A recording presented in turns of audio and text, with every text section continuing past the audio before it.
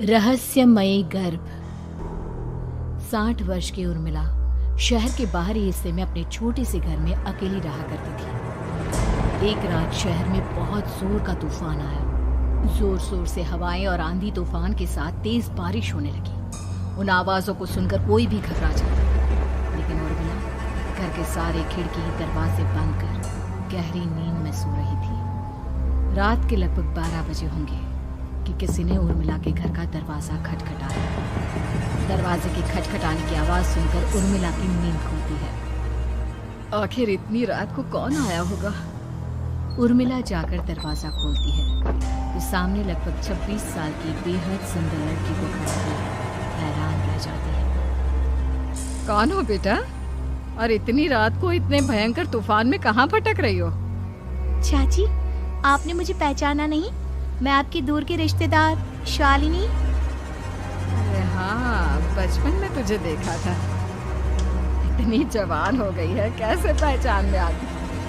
लेकिन तू यहाँ क्या कर रही है, और वो भी ऐसी अंधेरी तूफान भरी रात में?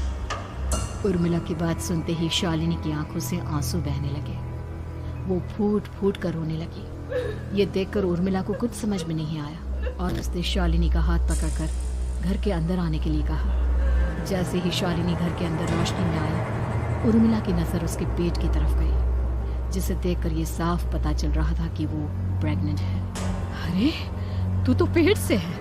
ऐसी हालत में इतने भयंकर तूफान में आधी रात को बाहर भटक रही है। आखिर बात क्या है बेटा? मुझे सब कुछ साफ साफ बता। क्या बताऊं चाची, ये सब जिसकी वजह से हुआ है उसके बारे में बताने में भी मुझे शर्म आती है। मैंने घर वालों की मर्जी के खिलाफ जाकर एक लड़के से शादी कर ली थी, पर वो शादी के 1 महीने बाद ही मुझे छोड़कर चला गया। छोड़कर चला गया का क्या मतलब? क्या उसके साथ कोई हादसा हो गया? नहीं, उसे कोई दूसरी लड़की पसंद आ गई और मेरी प्रेगनेंसी की खबर सुनते ही उसने मुझे बेसहारा छोड़ दिया। उसके बाद मैं अपने घर गई, लेकिन माँ पापा ने मुझे घर में कदम तक नहीं रखने दिया। अभी मुझे आपकी याद आई। कोई बात नहीं, तुमने यहाँ आकर अच्छा ही किया। एक काम करो, तुम आराम करो। वैसे भी ऐसी हालत में इतना घूमना फिरना और इस तरह आधी रात को बाहर निकलना ठीक नहीं होता। प्रेग्नेंट औरत को आधी रात को घर से बाहर नहीं निकलना चाहिए। बुरी आत्माएं उस पर अपना असर दिखा सकती है। और इतना कहकर उर्मिला ने शालिनी को एक दूसरे कमरे में जाकर आराम करने के लिए कहा। लेकिन जैसे ही शालिनी अपने कमरे में जाने लगी, अचानक से उर्मिला ने उसे रोक लिया। एक बात बताओ बेटा, तुम्हारा कौन सा महीना चल रहा है? पेट देखकर तो लगता है कि लगभग 6 महीने पूरे हो गए होंगे। उर्मिला की बात सुनकर शालिनी के होठों पर मुस्कुराहट आ गई। चाची जी, अभी सिर्फ 1 ही महीना हुआ है। शालिनी की बात सुन उर्मिला दंग रह गई। उसे समझ में नहीं आ रहा था कि प्रेगनेंसी के पहले ही महीने में शालिनी की हालत ऐसी क्यों थी। लेकिन फिर उसने बात को नजरअंदाज कर शालिनी को आराम करने के लिए कहा और खुद भी कमरे में जाकर सो गई। अभी कुछ ही घंटे बीते थे कि अचानक से एक बच्चे के बड़े ही अजीबोगरीब बेढंगे तरीके से रोने की आवाजें उर्मिला के घर में गूंजने लगी। उन आवाजों को सुनकर उर्मिला की नींद फिर से खुलती है। ये अचानक बच्चे के रोने की आवाज कहां से आने लगी? उसने उठकर चारों तरफ देखा, पर वहां उसे कोई नजर नहीं आया। उर्मिला घबराते हुए शालिनी के कमरे में गई तो वहां उसे कमरे की दीवार पर एक बेहद खौफनाक साया नजर आया, जिसे देखकर उर्मिला बुरी तरह से घबरा गई। आखिर ये सब क्या हो रहा है? शालिनी, शालिनी उठो! उसने जोर जोर से आवाज देकर शालिनी को जगाने की कोशिश की, लेकिन ऐसा लग रहा था जैसे उसकी आवाज शालिनी तक पहुंच ही नहीं रही थी। कमरे की दीवार पर एक बहुत बड़ा और बेहद डरावने दिखने वाले इंसान का साया और एक बच्चे के अजीबोगरीब ढंग से रोने और चीखने की आवाजें अब उर्मिला को ज्यादा डराने लगी थी। उर्मिला को शालिनी की चिंता सताने लगी और उसने पूरी ताकत के साथ चीखकर शालिनी को आवाज लगाई, शालिनी! तभी अचानक सब कुछ एकदम पहले जैसा हो जाता है और उर्मिला की आवाज सुनकर शालिनी की नींद खुलती है। क्या हुआ चाची? आप इतनी तेज क्यों चिल्ला रही हैं? अब ठीक तो है ना? अभी अभी मैंने तुम्हारे कमरे में कुछ अजीब सा देखा। तुम ठीक हो ना शालिनी? मुझे यहाँ एक बच्चे के रोने की आवाजें आ रही थी। लगता है आपको मेरी कुछ ज्यादा ही चिंता हो गई है।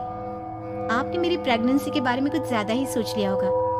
मैं एकदम ठीक हूँ, आप आराम से सो जाइए। इतना कहकर शालिनी ने उर्मिला को फिर से अपने कमरे में जाने के लिए कहा और खुद भी जाकर सो गई। पर अब उर्मिला की आंखों से नींद गायब हो चुकी थी। अगली सुबह जब शालिनी उठी तो वो सीधा उर्मिला के पास आई। गुड मॉर्निंग चाची। तभी अचानक उर्मिला की नजर शालिनी के पेट पर पड़ती है, जिस पर नीले रंग से एक अजीब सी आकृति नजर आ रही थी। शालिनी, ये तुम्हारे पेट को क्या हुआ? मैंने इतनी औरतों को देखा है, ऐसा तो किसी के साथ नहीं होता। शालिनी ने जैसे ही अपने पेट की तरफ देखा तो उसे वहां कुछ भी नजर नहीं आया। चाची कुछ भी तो नहीं है, सब कुछ एकदम नॉर्मल है। आपको क्या अजीब लग रहा है? इससे पहले कि उर्मिला उसके सवाल का कोई जवाब देती, अचानक से शालिनी के पेट में जोर जोर से दर्द होने लगा। वो बुरी तरह दर्द से तड़पने लगी। चाची, चाची। ये सब देखकर उर्मिला बहुत घबरा गई। उसने धीरे धीरे शालिनी के पेट को सहलाना शुरू किया, लेकिन शालिनी का दर्द कम नहीं हुआ। उर्मिला जाकर रसोई से पानी का गिलास लेकर आई और शालिनी को पानी पिलाने की कोशिश करने लगी। ले बेटा, पानी पी ले, तुझे आराम मिलेगा। ले ले। नहीं चाची, मुझे बहुत तेज दर्द हो रहा है। अरे थोड़ा पी ले बेटा। जैसे ही उर्मिला ने शालिनी को पानी पिलाया, उसने देखा कि गिलास में बचा पानी का रंग नीला पड़ गया और शालिनी की आंखें अजीब हो गई। उसके पेट पर बच्चे का एक डरावना चेहरा नजर आने लगा। ये सब देखकर उर्मिला की डर से हालत खराब होने लगी, पर तभी शालिनी का दर्द ठीक हो गया। बेटी, अभी तुम्हारा दर्द ठीक है तो ऐसा करो, तुम थोड़ी देर आराम कर लो। शालिनी को आराम करने के लिए कहकर उर्मिला तेज कदमों से चलकर घर से बाहर निकल जाती है और पास ही रहने वाली एक औरत कालिंदी के पास पहुंचती है। अरे उर्मिला बहन, बड़े दिनों बाद दिखाई दी, क्या हुआ? बहुत घबराई हुई सी लग रही हो, सब ठीक तो है ना? क्या बताओ कालिंदी बहन, मेरी एक दूर की रिश्तेदार आई हुई है। वो पेट से है और उसके साथ ना अजीब अजीब चीजें हो रही है। अब उर्मिला सारी बात कालिंदी को बताती है, जिसे सुनने के बाद काले जादू और तंत्र विद्या की माहिर कालिंदी एक ताबीज बनाकर उसे देती है।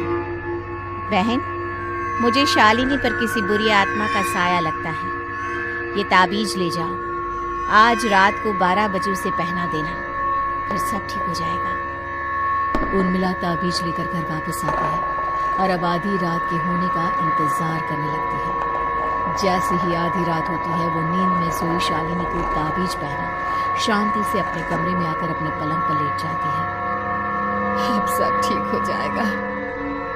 ये सोचकर उर्मिला शांति की एक सांस ही लेती है कि तभी अचानक उसकी आंखों के सामने कुछ ऐसा आता है जिसे देखकर उर्मिला डर से चीखने लगती है। तुम कौन हो? कौन हो तुम? जाओ यहाँ से, जाओ जाओ यहाँ से। तभी उर्मिला की एक जोरदार दर्द भरी डरावनी चीख वहां पर गूंज गई। उर्मिला की आंखों के सामने एक बच्चा खड़ा हुआ था, जिसका पूरा शरीर किसी बूढ़े की तरह नजर आता था, लेकिन मुंह किसी नवजात बच्चे की तरह था। उसकी आंखें गुस्से से लाल थी और वो घूर घूर कर उर्मिला की तरफ देखा जा रहा था। कौन हो तुम? कौन हो? उर्मिला के चीखते ही वो बच्चा जोर जोर से रोने लगा। घबराकर उर्मिला ने अपने हाथों को अपने कानों पर रख लिया। उसकी समझ में नहीं आ रहा है कि आखिर ये सब उसके साथ क्या हो रहा है। कौन हो तुम? कौन हो? क्या चाहते हो मुझसे? जाओ जाओ यहाँ से, आखिर तुम हो कौन? तभी अचानक से उर्मिला के पूरे घर में लाल रंग की रोशनी फैल गई। वो बच्चा धीरे धीरे कदमों से चलता हुआ उर्मिला की तरफ बढ़ने लगा। किसी नवजात पैदा हुए बच्चे के जैसे उसके रोने की आवाज अब उर्मिला के कानों में गूंज रही थी। लेकिन कुछ ही सेकंड में वो चुप हो गया और उसने बेहद खतरनाक आवाज में उर्मिला के सवाल का जवाब दिया। मैं वो हूँ जो अब तक पैदा नहीं हुआ, लेकिन जब मैं पैदा हो जाऊंगा तो वो होगा जो अब तक कभी नहीं हुआ। क्या कहना चाहते हो तुम? ऐसा क्या हुआ जो अब तक नहीं हुआ? तबाही होगी, तबाही। सब कुछ खत्म हो जाएगा और ये जो लड़की मुझे जन्म देने वाली है, मैं उसका खून पी जाऊंगा, सारा खून। उस बच्चे की बात सुनते ही उर्मिला बुरी तरह घबरा गई। उसका एक बुजुर्ग आदमी जैसा शरीर, एक नवजात बच्चे जैसा चेहरा, ये दोनों ही बातें उर्मिला की समझ से बाहर थी। तभी वो बच्चा अचानक गायब हो गया। घर का माहौल फिर से पहले जैसा हो गया। लाल रंग की रोशनी भी अब गायब हो चुकी थी। उर्मिला दौड़कर शालिनी के कमरे में पहुंची, जहां वो गहरी नींद में सोई हुई थी, पर उसके गले का ताबीज गायब हो चुका था। उठो, उठो शालिनी, उठो बेटा, मुझे तुमसे जरूरी बात करनी है। अरे चाची क्या हुआ? इतनी रात को आप परेशान क्यों कर रही हैं? सब ठीक है ना? अभी जब तुम सो रही थी ना, तो मैंने तुम्हारे गले में एक ताबीज पहनाया था। कहाँ गया बेटा, बताओ मुझे। शालिनी ने चारों तरफ अपनी नजरें घुमाकर देखा, लेकिन वहां पर कोई ताबीज नहीं था। वह हैरानी से उर्मिला के चेहरे की तरफ देखने लगी। उसे समझ में नहीं आ रहा था कि आखिर उर्मिला किस ताबीज के बारे में बात कर रही थी। नहीं चाची, यहाँ कोई ताबीज नहीं है। लगता है आपने कोई बुरा सपना देखा है। मैंने कोई बुरा सपना नहीं देखा। खैर छोड़ो, तुम अब सो जाओ, कल सुबह बात करते हैं। डर और घबराहट की वजह से उर्मिला की आंखों से नींद तो जैसे बिल्कुल गायब हो गई थी। अगली सुबह उर्मिला बिना कोई देर किए गांव के बाहर एक छोटी सी झोपड़ी में रहने वाले बूढ़े पंडित के पास पहुंची। पंडित जी, मेरी मदद कीजिए। अरे आओ आओ उर्मिला, क्या हुआ? सब ठीक तो है ना? क्या बताओ पंडित जी, बहुत बड़ी मुसीबत है। मेरी दूर की एक रिश्तेदार लड़की पेट से है और उसके साथ बहुत डरावनी चीजें हो रही है। कल रात को तो एक अजीब सा दिखने वाला बच्चा मेरी आंखों के सामने आकर खड़ा हो गया था। ये तुम क्या कह रही हो? मुझे साफ साफ बताओ कि आखिर तुमने क्या देखा? उर्मिला ने अपने साथ हुई बीती रात की पूरी घटना पंडित जी को बताई, जिसे सुन पंडित जी के माथे पर चिंता की लकीरें उभर आई। अनर्थ होने वाला है, अनर्थ। बरसों पहले भी उस हैवान ने एक लड़की के पेट से जन्म लिया था और उसके बाद उस शहर को पूरी तरह से तबाह कर दिया। कैसी विपदा पंडित जी, कैसे बात कर रहे हैं आप? बताइए मुझे, और इसका उपाय क्या है? इसका उपाय तो है, लेकिन बहुत कठिन है। हो सकता है कि उस उपाय को करने के दौरान तुम्हारी जान भी चली जाए। मुझे मेरी जान की कोई परवाह नहीं, पर आप जिस तबाही के बारे में बात कर रहे हैं, बस वो नहीं होनी चाहिए। लाखों लोगों की जान बचाने के लिए मैं कुछ भी करूंगी। तो ठीक है, मेरी बात ध्यान से सुनो। बरसों पहले एक भयानक तांत्रिक ने अपनी तंत्र क्रिया के जरिए एक मासूम लड़की के साथ रिश्ता बनाकर उसके पेट से जन्म लिया था। इस तरह से वो अपने जैसे लोगों की संख्या इस दुनिया में बढ़ाना चाहता था। आपके कहने का मतलब है कि शालिनी के पेट से भी उस शैतान को जन्म लेना है, इसलिए उसने उसके साथ ये सब किया है। ठीक पहचाना तुमने।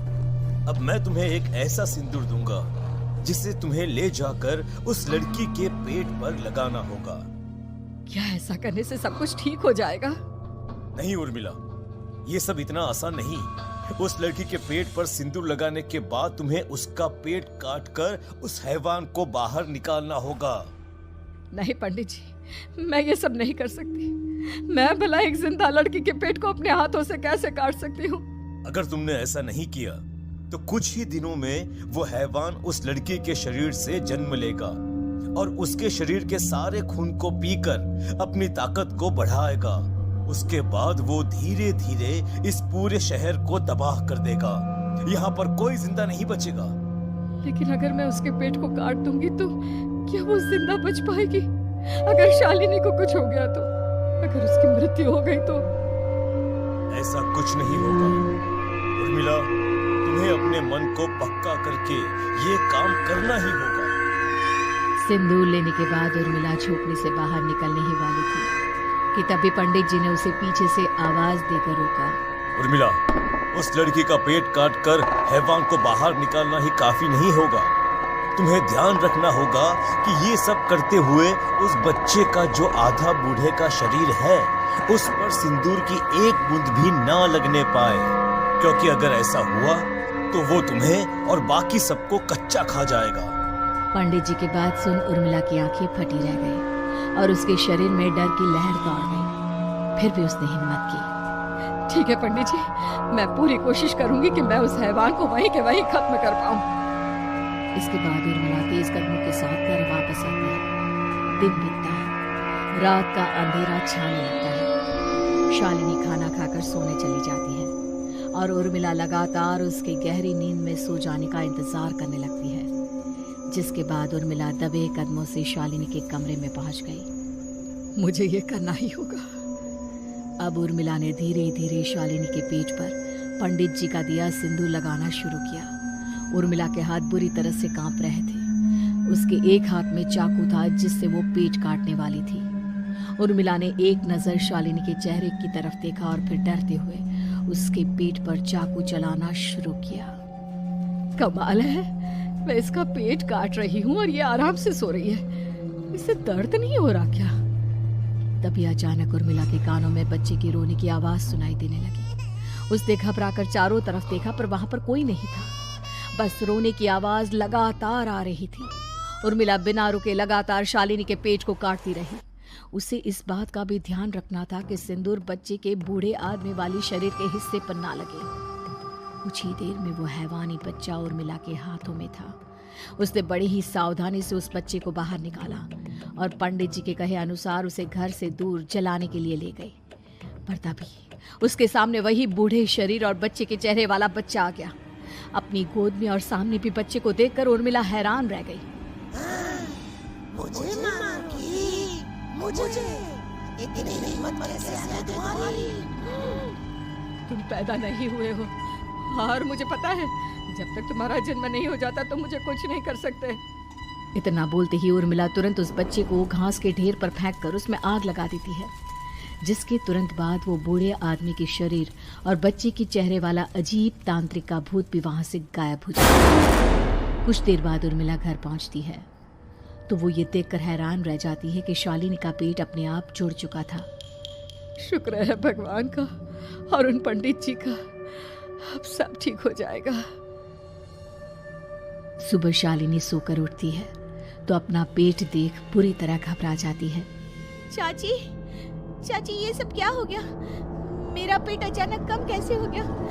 मेरा बच्चा कहाँ गया चाची? बेटी, बच्चा नहीं है, जो तुम्हारे कोख से जन्म लेकर सब